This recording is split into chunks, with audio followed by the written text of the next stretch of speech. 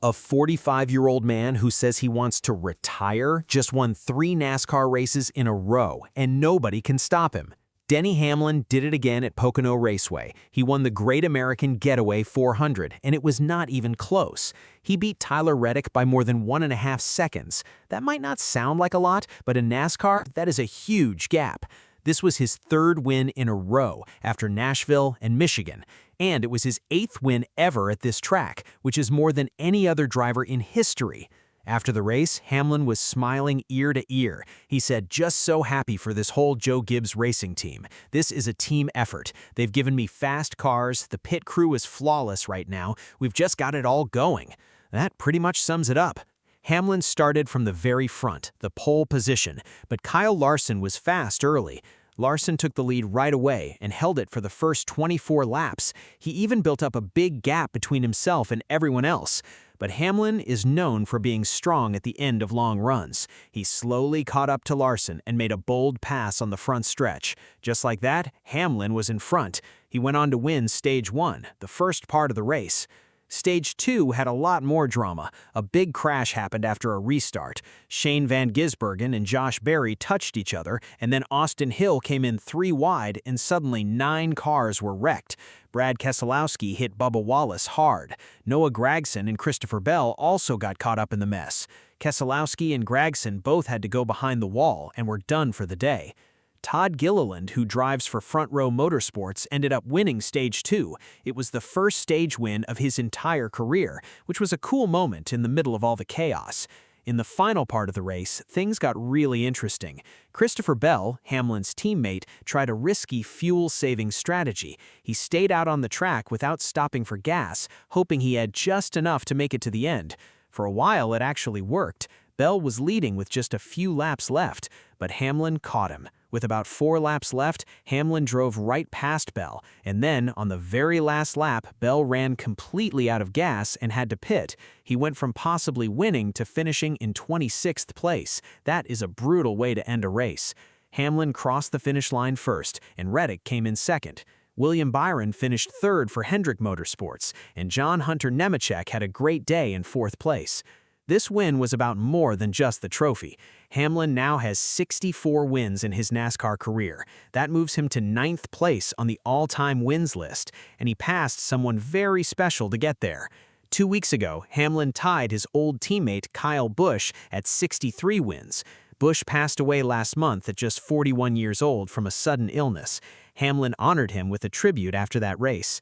This week at Pocono, Hamlin won his 64th race and moved ahead of Busch alone. He collected the checkered flag quietly, without a tribute this time. Just a clean, respectful win. And those 3 wins in a row, that puts Hamlin in some very special company. The only other drivers to ever win 3 races back-to-back-to-back are Richard Petty, Bobby Allison, and Darrell Waltrip, all 3 of them in the NASCAR Hall of Fame. Hamlin also pointed out that Pocono holds a very special place in his heart. His very first NASCAR Cup win came at this exact track, almost 20 years ago, on June 11, 2006. He said, "Pocono has become like a second home for me." Hamlin said after the race that he is technically a 9-time Pocono winner. Back in 2022, NASCAR took away one of his wins after a post-race inspection. He had a little fun with that, saying they aren't getting that checkered flag back.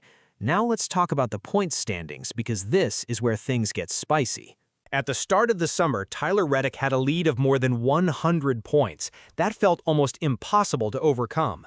But Hamlin has been chipping away at it every single week. After Pocono, Reddick only leads Hamlin by 19 points. That is almost nothing with 10 races left before the playoffs start. Here is the twist that makes this whole thing even more interesting.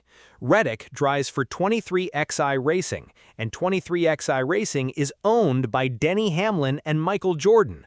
So Hamlin is not just racing against Reddick, he is also Reddick's boss.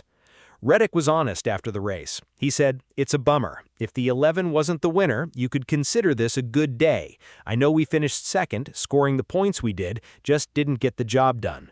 Even finishing second was not good enough when Hamlin is the one winning. Christopher Bell deserves a special mention here because what he did at Pocono was tough as nails. Last week at Michigan, Bell was in a massive crash. It was so hard that it registered as the biggest hit ever recorded in the new NASCAR car era. He broke his left wrist. Most people wouldn't even think about racing the next week. Bell got in the car anyway.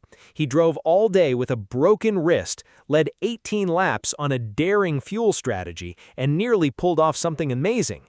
He just didn't quite have enough gas. He said, "Certainly we were mired back in the 20s, so I think it was an amazing gamble." He called the risky strategy worth it, even though he finished 26th.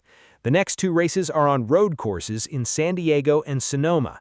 Those tracks require a lot of shifting, which means Bell's broken wrist is going to be a big problem. He's not sure yet if he can race. Every time Hamlin wins, people start asking the same question: is he really going to retire? Hamlin signed a contract with Joe Gibbs Racing that runs through 2027. He has said many times that it will be his last. He is 45 years old, and he says he wants to leave while he's still good, not stick around too long like some drivers have done before. He's seen what happens. Jimmy Johnson won 3 races in 2017 after his 7th championship, and then never won again in his last 95 starts. Richard Petty himself once said, "I should have seen it coming enough to say I don't need to be doing this, but I love to drive the race car so much that if they hadn't made me, I'd probably still be driving." Hamlin does not want that to be his story. But JGR co-owner Heather Gibbs is clearly thinking of ways to keep him around. She said, "We joked. We were like, 'You're a spring chicken. You have so many years left.' Now we're trying to think of how we can keep him longer." Hamlin heard all of it and gave a careful answer. He said, "If, and that's a big if, I'm at this point and this fast at this point next year, it would be a tough, tough decision. Because again, I'm planning for the downfall that I know will come." There was also a moment earlier this year that Hamlin brought up.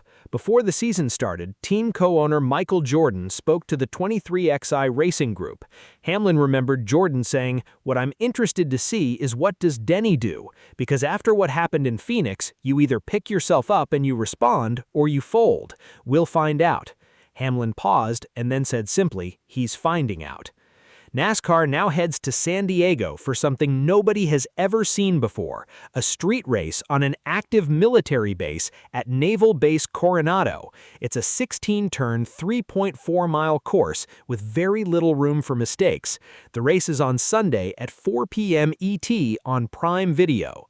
Shane Van Gisbergen, who's on the bubble for the playoffs right now, won the very first Chicago street race 3 years ago in his NASCAR debut.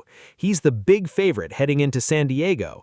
As for Hamlin, road courses haven't always been his strongest tracks, but after what he's done the last 3 weeks, nobody's counting him out of anything.